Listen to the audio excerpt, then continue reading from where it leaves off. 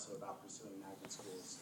We need to have more than just one. I think the Allied Health School is a great idea, and I think it would make a fine magnet school, and we should take advantage of whatever programs we can to be able to get it done.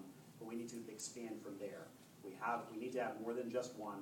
We need to have programs to be able to expand the capacity for middle school students, and these are things that we can do. Now, in the legislature this year, I worked very hard to make sure that the door was not closed on the state interdistrict magnet program.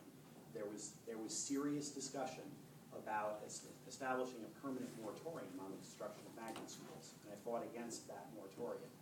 And it's important. We're going to be able to do this still because of the work that we did to advocate for that. But as a community, we need to be very aggressive about getting our city the opportunities for our kids that other cities already have. It's hard to say how much longer that opportunity is going to last, so we have to do it right away and aggressively. Helen, could I jump in on that topic? Sure.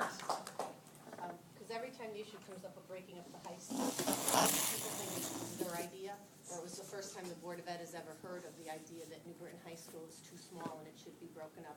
Paul and I are at many places where we're often criticized for the size of the high school. The board knows the high school needs to be broken up. And there was a time when bonding money would have been available for facilities, but there's never any money to pay for the staff. So we could build a building, but then we couldn't pay to staff the building, and there is the crux of the problem. So with this new race to the top money that the board is very hopeful in getting, that money will allow us to break up the high school into smaller learning communities.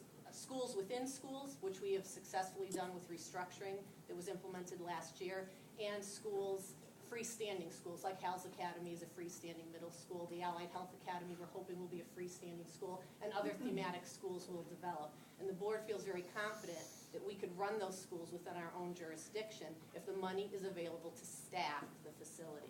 The facility is one part, and I will credit the City Hall side of it. They have always supported the Board of Ed on facilities, building it and bonding for the Board of Ed. But our problem in budgeting is in staffing those facilities once we have them.